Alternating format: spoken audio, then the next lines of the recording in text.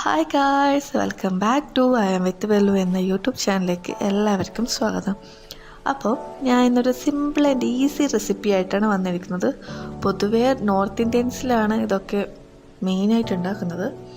ഇവിടെ എല്ലാവർക്കും ഇത് ഇഷ്ടമാണ്. ബട്ടൂരയാണ് ഉണ്ടാക്കാൻ പോകുന്നത്.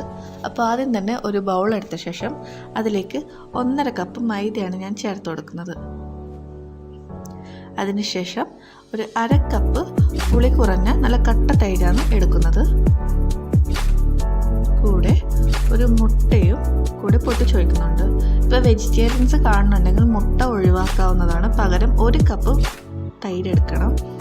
മുട്ടക്ക് പകരം തൈര് 1 കപ്പ് എടുക്കണം.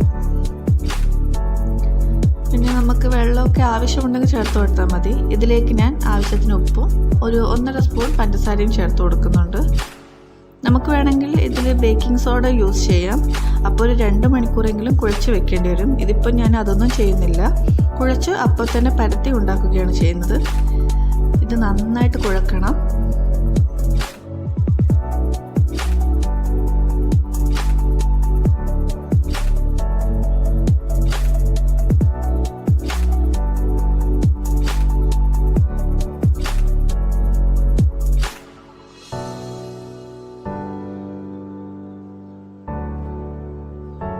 നന്നായിട്ട് കുഴച്ച ശേഷം ചെറിയ ഉരുളകളാക്കി മാറ്റിയെന്ന് ആദ്യം ഞാൻ ചപ്പാത്തി പലക എടുത്തിട്ട് അതൊന്ന് ഉരുട്ടി കൊടുക്കുകയെന്ന്, മാവ് മൊത്തം ഉരുട്ടി കൊടുത്ത് കത്തി കൊണ്ട് മുറിച്ചെടുക്കുകയെന്ന്.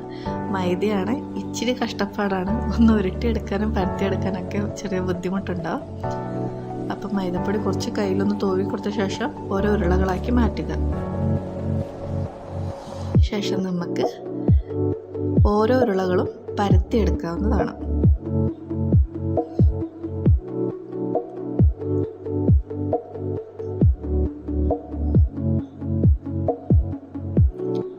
ഷേപ്പ് വേണമെന്നില്ല. സാധാരണ ബട്ടൂര റൗണ്ടായിട്ടാണ് ഉണ്ടാവുക. പക്ഷേ ഇവിടെ എണ്ണ കുറച്ച് ഉപയോഗിക്കുന്നുള്ളൂ. അതുകൊണ്ട് തന്നെ റൗണ്ടായി പരത്തിയ ശേഷം കത്തി ഉപയോഗിച്ച് മുറിക്കുകയാണ് ചെയ്യുന്നത്. ഒരു 4 കഷ്ണമാക്കി വയ്ക്കുക ചെയ്യുന്നത്. ഇതുപോലെ തന്നെ നമുക്ക് എല്ലാം ആക്കിയെടുക്കാം.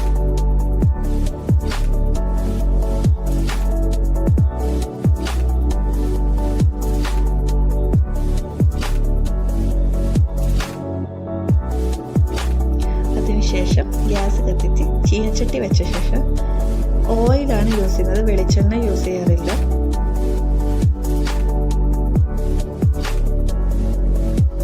നന്നായി ചൂടായ ശേഷം അതിൽ ഓരോന്നിട്ടിട്ട് മൊരിച്ചെടുക്കുക.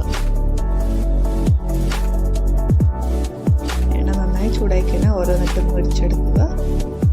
ഞാൻ ഇതിന് ഇവിടെ ചന മസാലയാണ് ആക്കിയിരിക്കുന്നത്.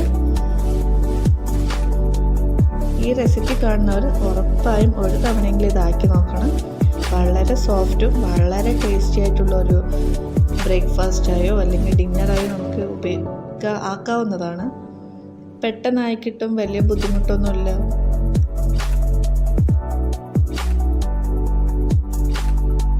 ഞാൻ പരത്തിയതിൽ പൊടി കൂടിയോണ്ടാണ് എണ്ണയുടെ കളറൊക്കെ മാറിയിരിക്കുന്നത്.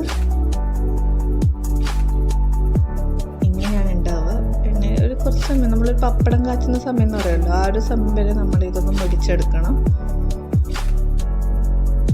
പെട്ടെന്ന് റെഡിയാവുന്നതാണ്.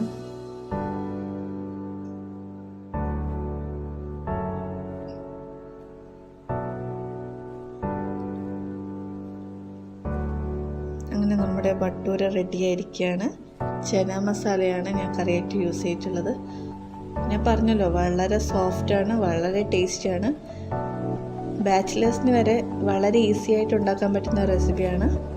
ഇഷ്ടമായാൽ എല്ലാവരും ട്രൈ ചെയ്ത് കമൻറ്റ് രേഖപ്പെടുത്തുക. സബ്സ്ക്രൈബ് ചെയ്ത് സപ്പോർട്ട് ചെയ്യണം. അപ്പം അടുത്ത വീഡിയോ കാണുന്നവരെ ബൈ.